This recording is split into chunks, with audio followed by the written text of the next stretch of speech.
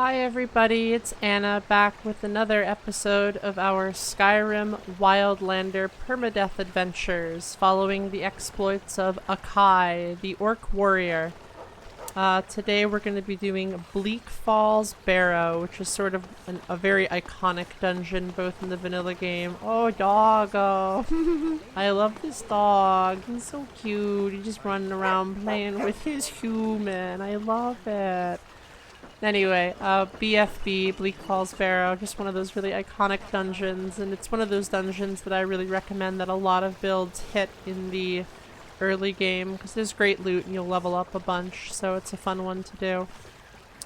Just as a little bit of information about our run, I appreciate that this guard walked around me. Sometimes they just like walk right through you, especially when you're an orc. They're like, orc filth, and then they just walk right through you and like knock you over. It's very sad. Anyway, as a bit of background about the run, Wildlander is an immersion and role-playing focused mod pack that you can get on the Wabbajack platform. I love Wildlander. It's like the definitive Skyrim experience for me, but I'm going to assume that most people watching this video already know Wildlander. And then as far as the run goes, as this like horrible shadow descends on our area, does not bode well. Let's turn our lantern on for a bit more light. As far as the run goes, we're doing permadeath, so if our character dies, that's the end of her adventures. Can't reload or save scum or anything like that. We also have no HUD, so there's no resource bars on the screen, even in first person. We could even have our weapon out, it wouldn't really matter. We also can't see enemy health bars or enemy levels, just makes the game more immersive.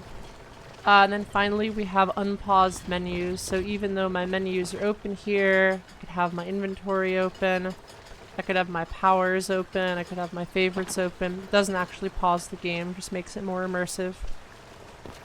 So before we get into Bleak Falls Barrow, BFB, let's just do a quick overview from last time where we conquered Voltheim Towers. Not a lot of changes. I like tempered my equipment again. I might have gotten these steel plate boots from one of the bandits I killed at Voltheim, but all the other armor is basically the same. I got a ton of just random health and stamina potions, some troll's blood poison as well. I think there was a troll that I was able to kill, so I grabbed some poison. Just some Nox scrolls, Flame Atronach scroll from I think the first or second episode is when we got that. Then as far as food goes, got some beef stew, just one of those mandatory early game combat buffs, gives me more HP, which is really important for a heavy armor character. Honestly important for any character, you should almost always have beef stew if you can. I got some chicken dumpos, tasty. These are actually tasty, like just look how good these look, just like all that buttery chicken goodness, and they got the flour on the bottom, looks so good. Anyway, I got those for a little two-handed, skill boost, as well as lavender honey for a slight bit of magicka resistance. Some delicious unpasteurized mammoth cheese, noms noms noms, which gives us a little bit of health regen. Then mammoth tomato stew for our passive stamina regen. No big changes to skill books, like I think I grabbed this when I cleared out Voltheim Towers. It's a marksman skill book. And I actually don't have a bone of Hearsine, which is too bad. I might be able to pick one up along the road, but we'll see. I think there's a wolf I can kill, and maybe I'll be able to get a bone from him. And then as far as perks go, I did level up. So last episode we were level 5. We're level 6 now. I did not get the perk yet. You can see it right there. I kind of was like debating about what I want to get. I think though, just to like be on the conservative side and not do anything too crazy, I'm just gonna get greatsword focus. More attack speed's always good with greatswords, and greatswords don't have a lot of armor penetration normally, so getting more armor penetration is really solid. So I'll just do that. Okay, I think those are all the big things. Obviously this run is focused on two-handed heavy armor style of gameplay, because we got Akai here with all heavy armor and her super big greatsword. We're focusing on like combat techniques, other things that you can use to be successful in your own runs. We've covered a lot of techniques like power attacking. We've talked about the best way to bash interrupt enemy attacks. We've talked about the best way to kind of like manually dodge attacks and like cut the corner when enemies do lunging power attacks at you. So lots more techniques to discuss today, especially as we fight the BFB enemies. There's a lot of opportunities for really cool techniques when we get inside the actual crypt. We'll talk more about those. Okay, so I think what I'm going to do is I'm going to stop recording here, and then I will rejoin everybody when I am at the first bandit towers over, you can probably see it from, maybe you can't see it. It's like behind these trees or something. Let's take a look. Oh yeah, I guess you can see it. Maybe not. Anyway, there's like a bandit tower, kind of like right there, and that's kind of the first encounter as we get to BFB. Oh my god, I like can't get over this wall. It does not bode well. So anyway, I will rejoin everybody after I've kind of walked up that mountain a bit and we get ready for that first bandit fight. And we'll start talking about some more strategies that we'll use to approach BFB as a dungeon, as well as some techniques and tactics that we'll use to negotiate the individual fights. We'll see y'all in a second.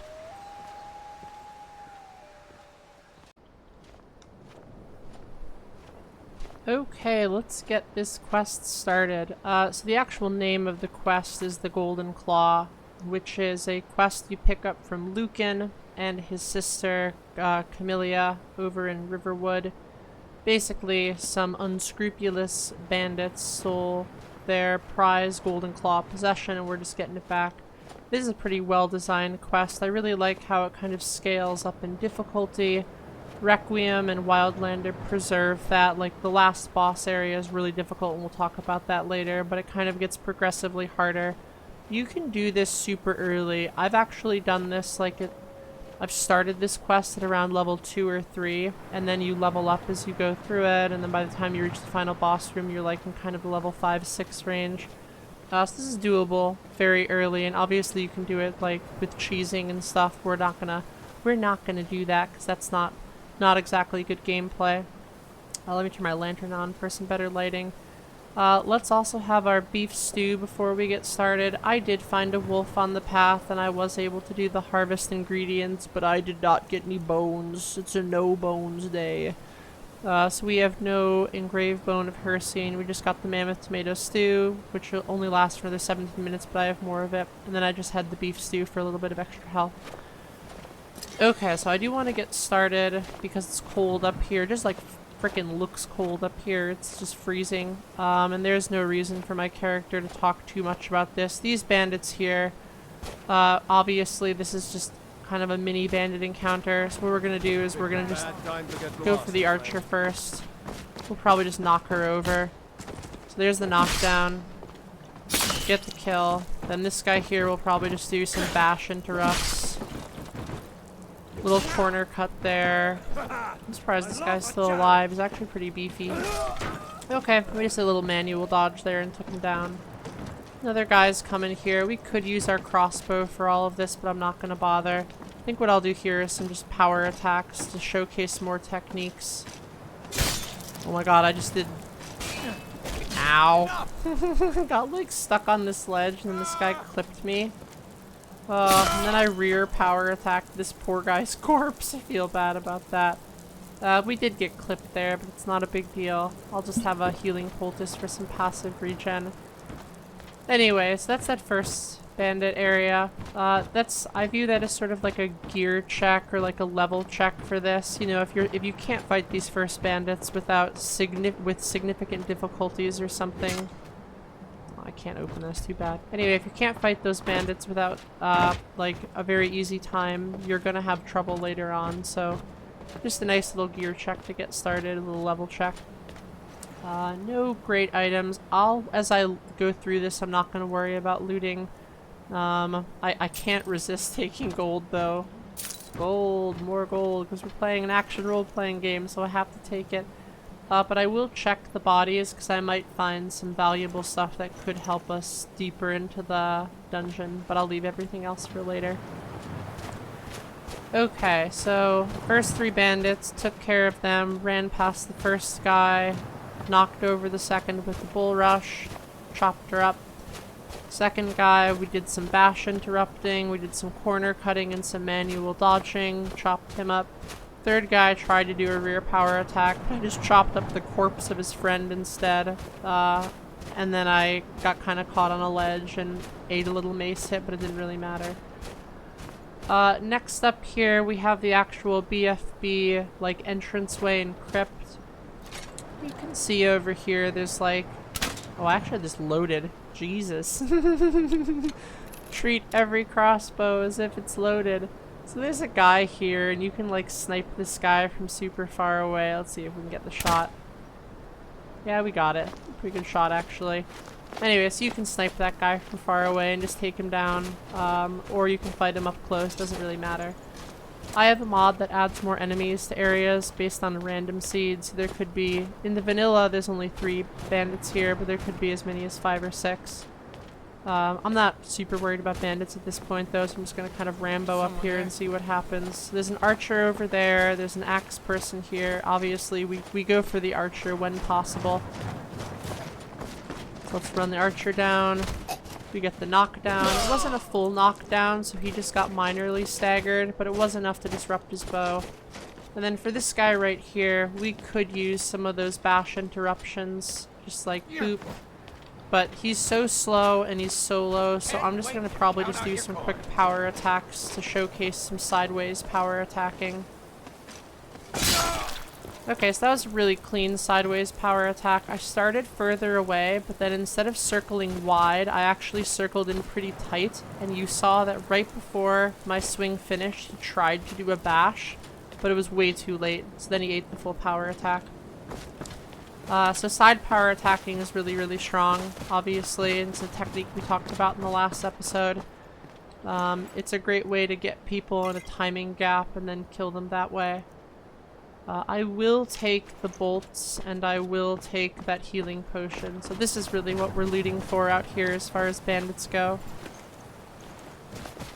Otherwise, I don't want to bore everybody with a ton of like looting. Generally speaking, if you're doing your own run through, my cutoff weight or value per weight for looting is about 20. So if it's over 20, I'll probably loot it, and if it's under 20, I probably won't. God, there is so much self-control I'm using to not take this gold right here. And I feel like I can't help it. That's the action role-playing game life for you, though. Okay, the actual entrance is here, though. Kind of really, like, nice customized door that's part of Wildlander. So we'll head inside BFB and actually start chopping things up. I'm not super worried about crashes in here. There is probably a point I'll save just in case there is like a later crash in some of the bigger battles. But for the most part, I'm just going to play through this and not going to worry about it. This opening chamber right here, there's a lot of bandit corpses, and some of them have some okay loot on them that's worth getting. There's also 2 bandits, you can see them over there. Sometimes there's 3 or 4, depending on what mods you have installed. Just like with outside, you could just like whip out your crossbow here and snipe one of these people from far away. Just kind of makes your life a tiny bit easier. I'm not going to do that though because it feels cowardly. I'm just going to come in there with my greatsword and knock people down. So we got a crossbow lady. There's actually a good example. You see how quickly she reloads this crossbow? She's got the quick reload perk. These people are generally pretty scary. But I'm going to cut that angle on her, knock her down, and then get the kill. But the quick reload perk is really scary on those crossbow people. We'll do another sideways power attack here. Very clean again. So those sideways power attacks are particularly strong against two-handed guys because you can time it where you start the swing at the very midsection or end of their swing, and you'll almost always get it off before they can recover, especially with warhammers. And that's doubly true because I got that perk that increases our great sword speed. Ooh, let's take the angry note so we can actually read through. Oh my god, I couldn't resist taking the gold. I was telling myself I wasn't going to and I took it anyway. So we'll read that angry note in a second, but I'm not going to take this gold. I'm going to be good. I will grab the silver bolts though, because that can be relevant against the draugr that are deeper inside here. And then these dead bodies and corpses here. Most of them don't have a lot of good stuff. This guy actually has skooma, which I will take. It's kind of a good panic button. This person in the back, though, I feel like they almost always have scrolls. Yeah, they got one scroll this time. So we'll take that. It's kind of a nice little detail right there.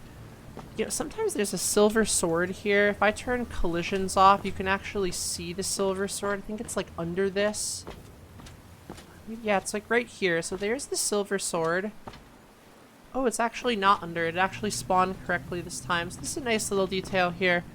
If we go to the angry note that we looted from the dead dude that we side power attacked, it's addressed to Rab, which is funny because I don't think that guy's name is Rab, but maybe one of these dead guys' names was Rab, and then that other dude took the note. So this is from Arvel the Swift. He's the Dunmer who stole the sword. And at some point in time, midway through this letter, he complains about, "You don't even know if that blade is as good against undead as they say, but you don't need silver if the draugr can't see you." Anyway, the silver blade is not in the vanilla game, but in Wildlander you can sometimes get it here. Sometimes, and the reason I did the toggle collisions is it spawns here and then like clips into this pedestal and then you can't get it. But this is a way to get a nice easy silver sword. I will hotkey that as my backup weapon because it's better than the dagger, but I'm not super worried about it. And honestly, I need to hotkey other stuff too. I realize that none of my shit's hotkeyed right now. So let's fix that. And then I'll also hotkey the scroll I just got, as well as that scroll of iron flesh. And I'll hotkey the skooma as sort of a panic button just in case. Anyway, so little things in this room, scrolls on this person here, you know, checking the bandits for potions and skooma, that's always an option. And then when you run these people down here, if this lady's got that quick reload perk, always be a little bit more careful on the quick reloads because they can catch you as you're charging. And then we did a nice side power attack here to catch this two-handed guy. Okay, we actually were able to knock that open. Really nice loot here in terms of like value per weight, like that's worth a lot of money, but not gonna worry about looting too much. Okay, so deeper into Bleak Falls Barrow. If you're an alchemist type, there's a ton of skeevers along the way here. You can harvest them for their skeever tails. Skeever tails become boiled skeever tails, and both of those ingredients are really good. Boiled skeever tails are really good for poisons. Regular skeever tails tend to be better for like fortified armor potions. And then as you're looting through this on your own, always check the burial urns, because occasionally they'll have rings in there, or necklaces in addition to the bone meal. But most of the time it's just bone meal and I'm not going to worry about it. Okay, so that first segment of this kind of Golden Claw quest of the BFB clear, I just call like the bandit segment. And it's just like a good gear and level check. Like if you can't fight those bandits if you're having significant difficulties fighting those bandits, you're gonna have trouble later on. The last bandit's around the corner here. This guy's got a crossbow, so we'll kind of zigzag a bit. We'll do a really nice knockdown there, and then we'll just chop his head off. Die! Chop his arm off instead. The dismembering framework mod is responsible for blood. Look at all that blood, it's going everywhere. It's so gross. The dismembering framework is what's responsible for the dismemberment of that guy's limbs, and typically it's paired with a mod called precision, which means if you hit a guy in a certain spot it chops off that limb. But we don't have that mod. It doesn't work with Wildlander and Requiem, so it just kind of does it randomly. So in this case it chopped off his arm. You can have your arm back, buddy. There's this puzzle here. I feel like I've memorized this. I'm pretty sure it's like snake, whale. Watch this be wrong, though, and I get blasted by poison darts. Please, God. Okay, snake, whales, right. That's like the only one I have memorized. I feel like there's other patterns, other dungeons, but that one I actually remember. There's a skill book here. I think it's for like pickpocket or something. Soul gem here. Wonder if, yeah, just the empty lesser soul gem. As you go through, there's a ton of these chests. I actually recommend looking through them because sometimes they have potions or like resistance potions. But we're not going to loot anything unless they have good combat items. Okay, so with that bandit dead, that's the end of our bandit segment of the Golden Claw quest. Now we enter this little interlude here that I just call the spooder segment. You can see little spooders running towards me over there. I'll grab these, this potion and that scroll just while I'm here. Ooh, it's a fireball. I think it's almost always a fireball scroll. For these little dudes, this is actually really important. These guys are so easy to kill that I'm not going to use my greatsword. And the reason for that is I don't want my greatsword to get too dull. There are so many enemies in here, and what ends up happening is if you use your greatsword the entire time, you can hear like the Dunmer that we're about to rescue over there. But if you use your greatsword on every enemy, it'll get progressively duller, and you just don't need to use it on these stupid little spooders. Oh, the spooder hit me! Oh no! Sorry, little spoods. Alright, so spooders are all dead. And then there's a chest over here too. But yeah, don't use your greatsword on these little noobs because it just kind of wastes your tempering on the sword, and I want my sword as sharp as possible. I say this as I like knock this chest open. So these little spooders here are really easy, obviously. The big spooder in here is a lot harder. I forgot her name. Maybe it doesn't have a name. It might just be like Frostbite Spider Injured. Anyway, this is a big frickin' spider. This spider will one-shot me, even through my heavy armor and increased HP, if she hits me with her lunging paralysis attack. There's a few ways to fight this big spider. Easiest way to fight this spider is just using crossbow bolts, using your scrolls and stuff like that. I recommend in most permadeath runs, that's what you do, because it's kind of low stakes. Typically I feel it's pretty cheesy to just like ping people with crossbows and spells, but like it's not my fault that this gigundo spider, oh my god, I totally missed that. It's not my fault that this gigundo spider chose to make her lair in this huge room with this tiny little doorway right here. So that's on her, that's not on me. It's not like in the last episode where like all of the bandits got stuck at the base of a stairwell because they have shitty AI. Like that is not, it's not cheesy when we're using like natural environmental advantages like a small doorway against a giant spider. Alright, anyway, that's the first way to kill the spider. Second way to kill the spider is what I call like using, I don't know, I never found a really good name for this technique. It's basically like using obstacles. So you'll notice right here she can't really reach me, but I'm pretty close to her. And what I'm going to do is I'm going to wait for her to use one of her spider spits, and then that creates a small timing window where I can safely move forward and slice her. And I can do it out in the open too. And I want her to be as close to this as possible. So I'm here, she comes a little bit forward. I bait her into doing that. I had to get a block there, but that's fine. But anyway, I'm just kind of like, there's the spit, there's the slash. So you can see that timing window. Like when she spits, there's this tiny little gap in which I can move forward safely. Spit, slash, and that'll work every time. She won't be able to attack me in that small cooldown window right there. The crazy way to fight this spider... Oh, I'd actually just killed her. I was gonna demonstrate the other way. Oh, I'm sorry, spooder. It's really sad. The crazy way to fight this spider is just like going out here in the open and just like beast moding the spider with bashes and everything. That's fun and very unforgiving timing though. Like if you fuck that timing up, you're definitely gonna die, because she's gonna paralysis attack you. I find that the safest and also quickest way to deal with her is just kind of hang out right here, wait for her to use her spittle, slash her, and then back up. And then if she throws in a random leg attack, you can just quickly tap block it. And you'll see that. I think my health, yeah, my health down here in the lower right corner. It's basically at full because I have good perks and blocks and heavy armor. We'll help out this guy in a second. Obviously, when you're going through this room, don't forget to loot these burial urns. These often have like rings in them and shit like that. And then you can grab the spider venom from her for later, but it's not going to help you for the rest of this dungeon because draugr are immune to spider venom. Then there's some spider eggs. Let's grab those too. I would always check these corpses down here, like the little like mummified skeevers and like these dudes here. Sometimes they have good item. Yeah, nothing really great. I love how we're just like checking these bodies while Arvel's like, get me out of here. Okay, let's get Arvel out. Over here. Chop through some random webbing. You did it. You killed it. Now cut me down before anything else I shows love how up. this dude's just like making demands, and my character's like, yo bro, where's the golden claw? Yes, the claw. I know how it works. The claw, the markings, This the door, the frickin' hole, guy, the stories. I know he's how they such all a fit hustler. together.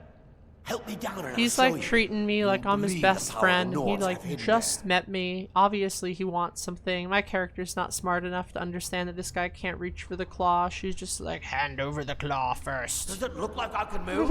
You have to cut me down first. It's like, he's not wrong. Anyways, we'll cut this guy down. But as we cut this guy down, we end our spider phase, and now we get to the draugr phase. Ah, rude. Just running away like that. I always try to knock this guy down, but I feel like I can't do it. Where are you going, buddy? I kind of like fighting this guy. We'll get him a little rear power attack. You yield? What a loser.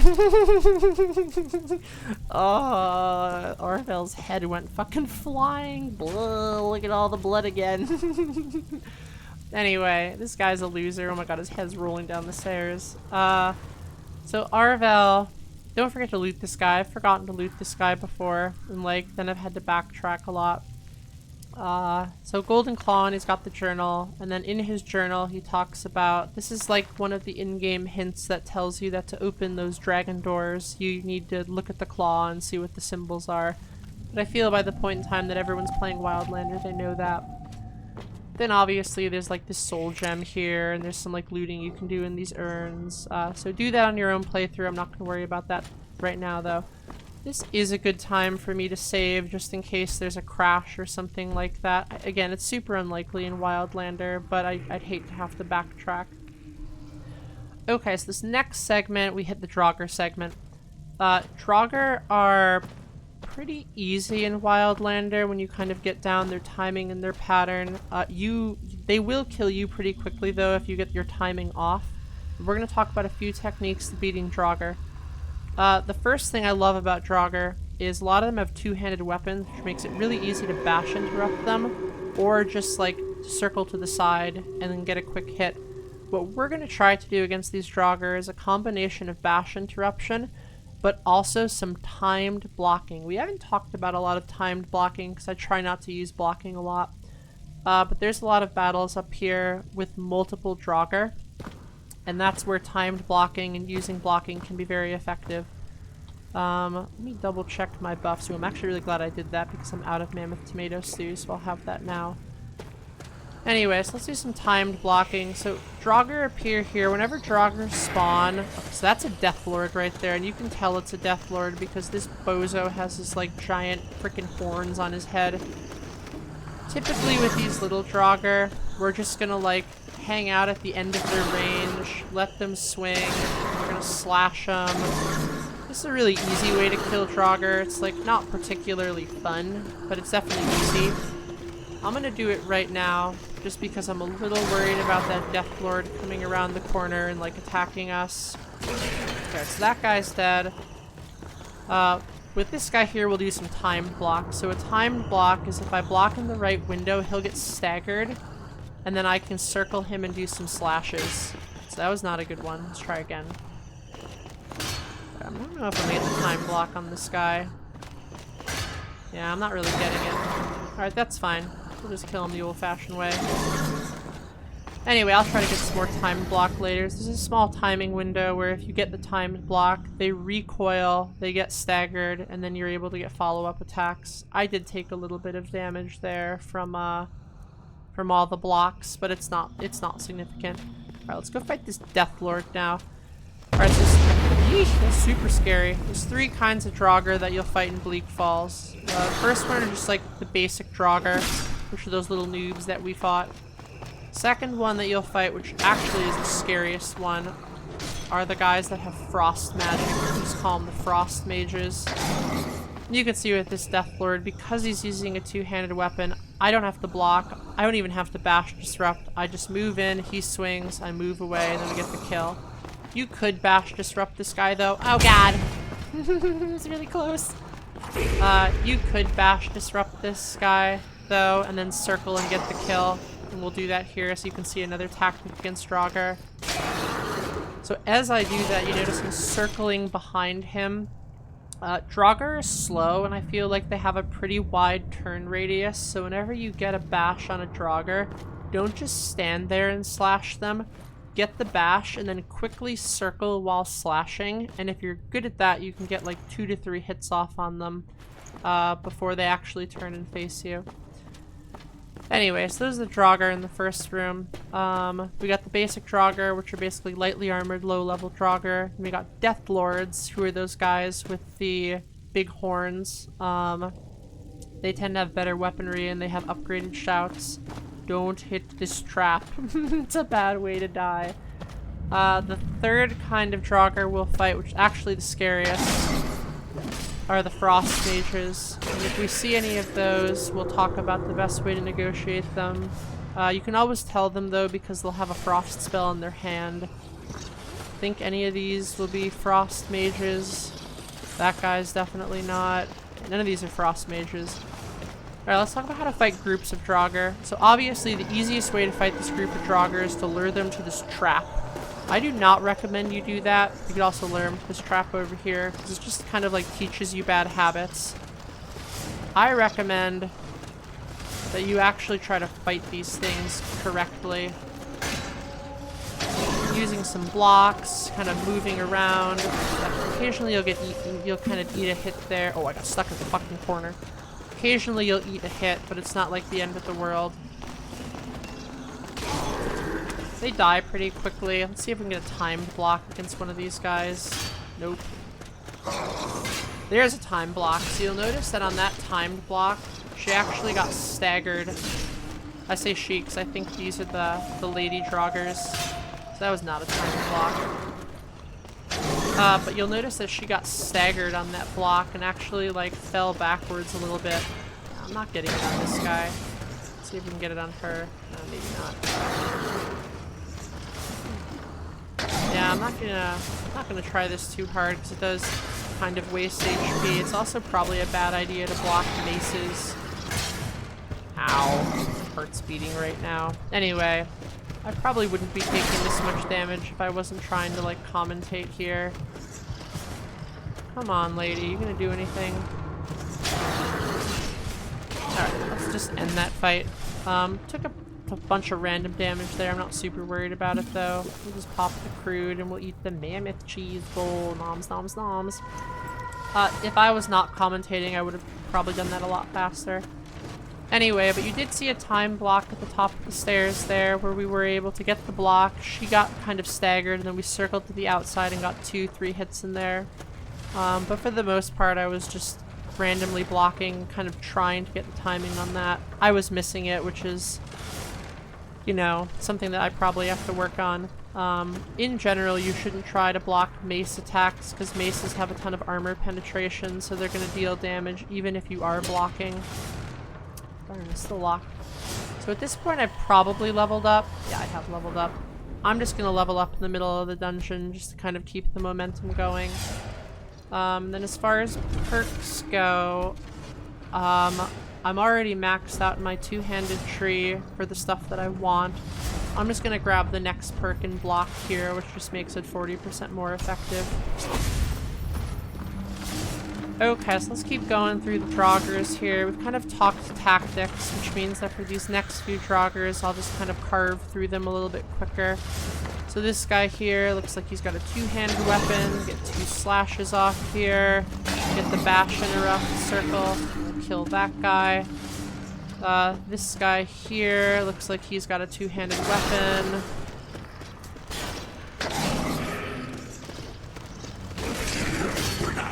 Got a little block there that I had to throw in because I kind of missed the timing on that. Let's bash there.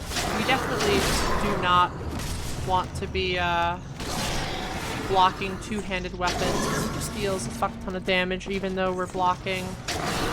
And then with this guy here, we could either bash interrupt him, we could knock down these like oil kegs and burn him alive. Honestly, I think I'm just gonna do that because he kind of got stuck right there. Oh no, he's unstuck, never mind. We'll just do some bash interruptions and kill him the old-fashioned way. Bash interrupt and circle. So anyway, pretty easy to kill these draugr when you're just sticking to those fundamentals. Try not to block these big power attacks from the two-handed axes, especially from these two-handed warhammers, because those big power attacks will just deal a ton of damage. You notice my character's really slow right now, and that's because my stamina is kind of low, and if I had a bone of Persine, this wouldn't be a problem. So I'm gonna walk for a second here and just regain my stamina. Doing pretty good right now, though. For these next enemies, I'm just gonna kind of rinse and repeat and just do a mix of bash interruption. I might try some timed blocks to get the stagger, but honestly, it's kind of like higher risk, lower reward when I'm fighting 1v1s or 1v2s. Blocking becomes a lot more important when you're fighting larger mobs of enemies. Let's see, this guy here. So this is kind of like a lesser Death Lord. Like, he has the shout, but it doesn't have all the words for it. So you'll notice that as I get that bash interrupt, I was able to circle around and get 3 slashes in, and then get the second bash interrupt off right at the beginning of his swing. So whenever you're fighting these guys, especially these two-handers, try to get bash interrupt, slash, slash, slash, bash interrupt, and then slash again. It takes a little bit of timing practice, but if you can get that, these guys won't be any trouble for you. Anyway, these guys with the horned helmets that are pointed down, I call them like lesser Death Lords or whatever. They have the Fusroda shout, but they don't have as many words in it. Kind of a nice enchanted sword here, but we'll worry about looting later. Don't have as many words in that, so it doesn't do the full knockdown, but it still does you damage if it hits you. Okay, so going deeper into Bleak Falls Barrow, got some more draugr coming up here. That last fight was a really good example, though, of that circling after a bash interruption. Again, this works really well against draugr because I think their turn radius is kind of slow. I'll take that scroll of fireball for sure. I feel like this doesn't work as well against humanoid enemies, but I think draugr are a little slower. Alright, let's see what we're up against here. It is... ooh, it's a Death Lord. Woo, scary. Anytime those shouts happen... And so this lady's also using a frost sword. We definitely do not want to block frost swords, because the frost swords, if you block them... 1,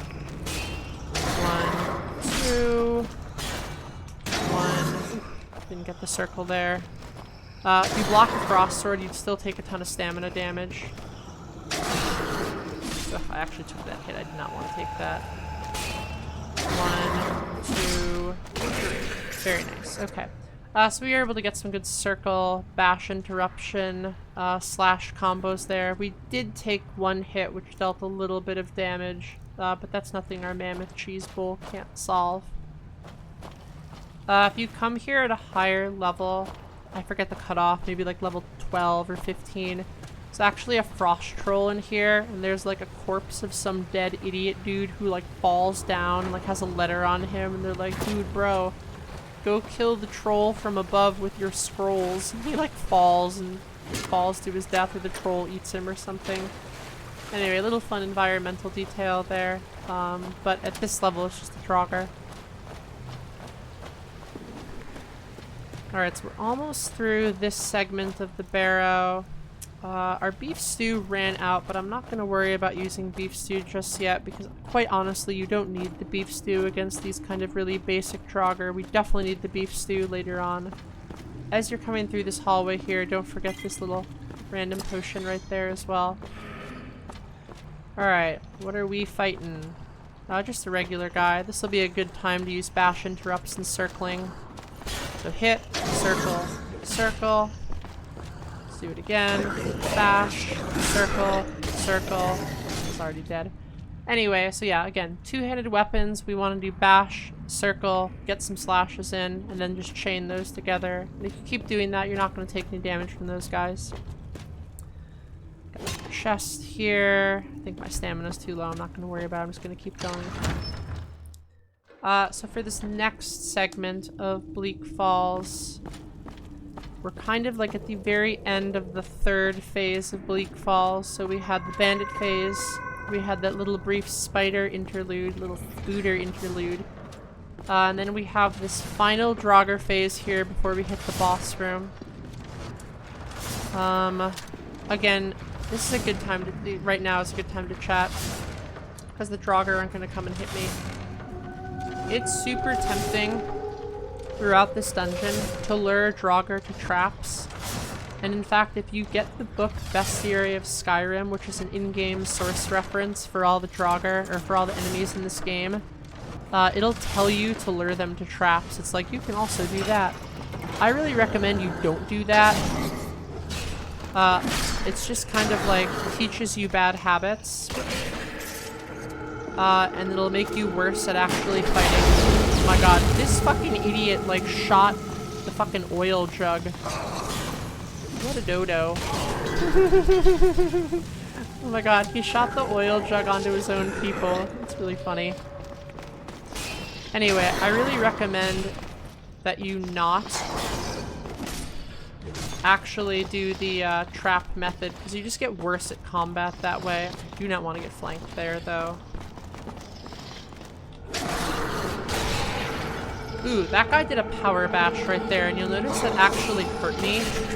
It was super hard to block. So the only damage I took that fight was the power bash, and the power bash did like a visible amount of damage. You can block power bashes, like if you get the timing absolutely perfectly, you can block them. But for the most part, anytime they take that axe and then just like wind up and smash you with the shaft of it, that's going to get through your block and is going to deal you damage. So this is where stuff like Beef Stew becomes really important, because it gives you a little like HP buffer against that. Don't forget the frost potion there. It's super important if you don't have one, because there is at least 1 or 2 enemies in this boss room that have frost attacks, and without that potion they become a lot worse. Okay, so we're kind of at the end of the... Actually, in fact, we are at the end of the third phase of the BFB dungeon, so we finished off all the draugr, and now we're heading towards the boss room. So in the vanilla version of the game, I forget the pattern for this one, it's bear, moth, owl. For the vanilla version, there's only 1 draugr in this giant room up ahead. That is not true in the Requiem Wildlander version, where there are something like 30 draugr. It's pretty crazy. We'll see it in a second. What was that? A bear, moth, owl? Hopefully I'm right. I think I'm right. Let's see. Yes, I was right. Okay. Wasn't that I was right, I just said remembered what was on the claw. Okay, so this last room gets really wacky. There's a ton of draugr in here. So it is super easy to cheese this room. You can lure them back to traps, you can use spells, you can do all this other stuff, but again, that makes you a worse player. It's not as fun, it's not as cinematic, you won't get as much experience points. We're gonna do this the real way. So I'm gonna pop the beef stew, I'm gonna pop the chicken dumpling. I'm not gonna pop the lavender honey dumpling yet, because I don't think a lot of these guys have... Actually, you know what? Fuck it, I have 3 of them. I'm just gonna do that now. And then I'm also gonna have a mammoth cheese bowl. So I'm pretty good on buffs right now. And then if I absolutely need to, I have a whole bunch of potions I haven't used. And then I also have the fireball scrolls and iron flesh scroll, which will give me a lot of extra armor. But I'm going to start by not needing those, and we'll see how things go. I also have rage as well, because I'm an orc. Rage is super fun in this room, but I'm going to try to save it for the last boss, and I'll tell you why at the very end. Oh my god, that's a lot of draugr. Alright, so the first thing we do is we want to lure as many of them down the stairs as possible. Oh, I totally missed that block. Jesus Christ, not a good start to that. Circle on this guy, get the kill there. Do the same thing on this one. Actually, our timing's going to be a little off on this one. So you'll notice on these, one thing I'm trying to do is I'm trying to keep them in between each other, so that way they can't flank me. I'm also trying to tag them as they come out. That one did a double swing there, and watch out on those double swings that you don't like move in on a double swing and accidentally eat it. That time I had to block because I got a little caught out on my timing. Still doing a really bad block right there, a really bad bash. That's okay. So I did eat that. Oh jeez, so super close. I did eat that hit there. I don't know why my hotkey didn't work. I thought I had that hotkeyed. Try to get some timed bashes on this guy, or timed blocks. Let's see if we can get him. There's a time block. You can circle. I would have gotten 3 slashes there after that time block too, so that was actually a really good example of a timed block. Okay, so first wave of draugr are dead. There's still like, I don't know, probably 15 plus more. No good items on them. So you'll notice that for those draugr, I kind of kept them in line, so that way there were never 2 or 3 of them flanking me. I kind of kept one in between the other, and then as they swung, I would backpedal slightly and come in and slash. And then when I saw openings for a good bash interruption, I would come in, bash interrupt, and then try to circle and try to get 2 or 3 hits in. On that last draugr there, you'll see that I actually got the timed block on him and was able to ow, just like ate that arrow to the face for absolutely no reason. We're still doing fine on health though. Alright, so this one right here, you know, we could just do this kind of back up and go in thing. We could also bash interrupt, circle. Got that one down. Bash interrupt and circle. Gotta be a little careful because I got the second one coming. That one's down. Bash interrupt and circle. Got 3 hits in there. Didn't get the bash interrupt, but did get a timed block. Bad news is my stamina's super low right now. Alright, so stamina's really low, so I'm gonna do a technique that I just call like tanking. Ah, he's got a mace though. It's really hard to do this when they got maces. I'm not gonna run a lot here.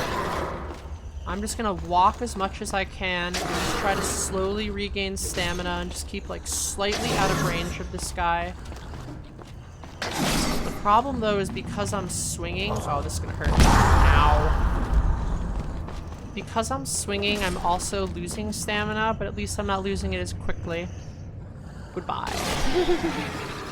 Okay, we're gonna walk up these stairs now to regain stamina, because my stamina is like actually at 0 right now, so we just gotta regain that. Mammoth Cheese Bowl, I think, is still active. Yeah, I got that for another minute. So you can actually see the slight health regain down there in the lower right corner. Okay, so first 2 waves of boss room draugr have gone pretty well. I think like I mistimed like 1 or 2 things, but it wasn't that big of a deal. Like we took small hits. The smartest thing to do with these guys is to lure them back, but I want to talk a little bit about fighting in this room. Ow. So you'll notice fighting in this room kind of sucks. It's just like way too open, and they actively try to flank you because they're smart like that, and it's hard to get the timing right against them. I don't like fighting them in that super open space. You can, but I don't recommend it. I think it's just like not very safe. Also, you get shot by archers over there. I don't like that room. I try to fight him in the stairwell or the Hall of Stories. I think it's a better place to fight them. I'd love to get some... there's a late bash interrupt. Jesus, followed by a bad kind of block combo. So this is where potions really start to matter, because like, as this fight goes on, you're gonna get tired and start fucking stuff up. Got a nice little circle bash on that guy. My stamina's super low right now, but I don't think it's gonna matter. Tried to get a timed block there. Really, there's a timed block. So you'll notice on that timed block, which again has that tiny little, you basically have to block like right before the slash hits you. I was able to get kind of 2 slashes in there before he recovered. Took a little bit of damage there. I think it's probably time for our last Mammoth Cheese Bowl. Let's do that. I think our dumplings are still good. Yeah, we got another 13 minutes on the dumplings. Alright, so I think that probably clears out the first, like, area. But anyway, I would not fight the draugr here. Like, it's super cinematic. It's definitely, like, a fun area to fight them. But the draugr, despite, like, being kind of rotten and having desiccated brains, they're smart enough to flank you. And if you get flanked by draugr in this area, you're probably gonna die. Also, the draugr will shoot you from far away. Okay, so let's lure this other group over here. Honestly, I might just run over and meet them. The problem with this plan is you get shot by the arrows, but there is this narrow bridge here, so we can... Ugh, that was really sloppy. I'm gonna have to have a health potion after that. I was able to get some... Yeesh, I got stuck on some terrain right there. You see the problem here, though? Oh, there's a frost mage coming. Alright, so we're gonna run because that frost mage is gonna be a problem, and I am gonna pop a stamina potion. I'm also gonna pop my resist frost potion. Oh, this is gonna be really tricky. Alright, so I ended up having to run. There's the frost mage. You see him there with that, like, frost spell in his hand. We have to kill this guy first, otherwise he's just gonna passively blast us down with frost magic. So to do that, I'm gonna get him away from the archers, because I might have to tank some stuff here. I'd love to kill that guy first. So this freaking guy, I hate these guys. They just like blast you with frost stuff, even as you're slashing them in the face. Thankfully, I had that resist frost potion, so it's not a big deal.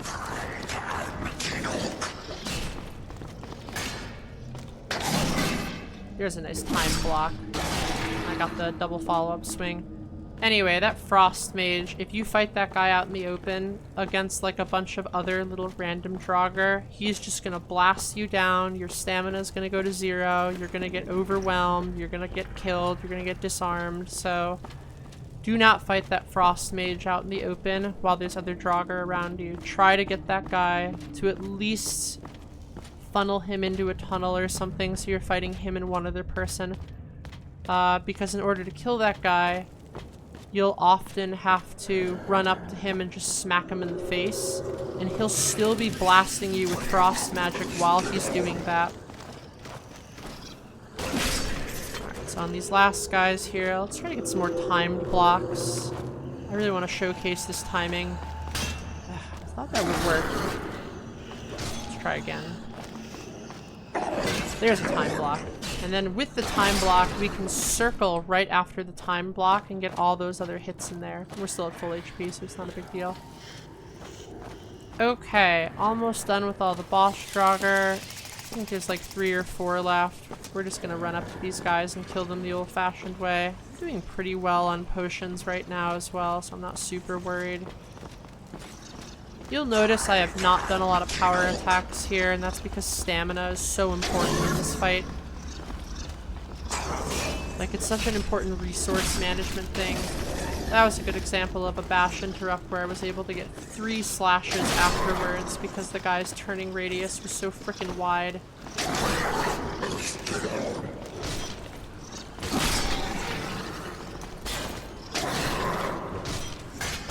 Ooh, that time I actually blocked his power bash. You saw him do the shaft smash and I was actually able to block it, so it was a clean block. Okay, the final boss draugr room is basically cleared except for the Death Lord who's in there. There's like potions and stuff here. Funny thing is you can actually loot this chest without waking up that guy. Ugh, that's a fantastic item. Ooh, this is amazing for our character. It increases two-hander damage by 15%. Honestly, this Bow of the Blaze is pretty neat too, and it's orcish. Gosh, I'm gonna take all of this. This is all really fun. These gauntlets are probably an upgrade too. Yeah, they're an upgrade over my current gauntlets. It's a great haul of items right there. I'm really happy with that. Okay, so the boss. So this is why I saved Rage. This boss in here tends to have 2 shouts. He has the Fusro Da shout, which isn't super scary. Like, it'll damage you and send you flying, but like you can survive that, and you might lose your weapon, but you can just go and find that and pick it back up. The scarier thing this guy has is the Frost Shout. And the Frost Shout, it's called like Frost Breath or something, that will kill you in 1 burst if you're not careful with your positioning. Because while you're stuck in the radius of that, it applies like a constant damage over time, and it slows you, which means you can't get out of the path of it. So you end up taking something like 400, 500 damage in the span of about 3 seconds. So this will kill us if it hits us. The frost resistance will help. Like, I'm gonna chug this just in case we screw up our timing. But the big thing I'm gonna do is I'm gonna rage right after this chest opens, or this sarcophagus opens, so that way I can kill this guy as quickly as possible. Right now I have music disabled, so we won't be able to hear the full shouting of all the celebratory Nords who were like, "Whoa, Akai is the Dragonborn, that's amazing." Alright, so let's do this. Oh, what's this shiny thing on the wall? Whoa! There's like a whole chorus here. It's like a Lord of the Rings concert. Alright, this guy comes out. We immediately rage. This is where we use power attacks. Yeah, we just kill him in 3 hits. Rage plus this frickin' ring that we got is just gonna deal so much damage. Like, our sword is currently dealing 438 damage on just a regular hit. If you don't have rage and you're fighting this guy as like another character, this is honestly a good time to risk using some skooma, just to make sure that your two-handed attacks hit really hard. But we had rage to be able to kill this guy really quickly. Yay, that's the end of Bleak Falls Barrow. Woo, victory! That was fun. I'll save here too, just in case there's like some horrible crash after I just did all of that. We didn't quite level up to level 8, but I'm sure after I sell everything here, we'll be level 8 for the next episode. Let's see if the little surprise at the end of the dungeon is here. There's another little surprise that happens after you've cleared everything and you go out this way. Anyway, really fun episode. It's really fun clearing BFB. That's the first time I've ever commentated on it too. Hard to keep focus though. Like, it's already hard to kind of keep your focus in a permadeath run where you can't save, scum, and reload, but it's extra hard to do that with commentary. I think I feel pretty happy about the job that I did though. I might do some post-production stuff, but honestly I'm probably not going to do a lot because this episode's already super long, so we do the whole dungeon. Let's see if the little surprise happens here. We're exiting through the back, just minding our own business, no big deal.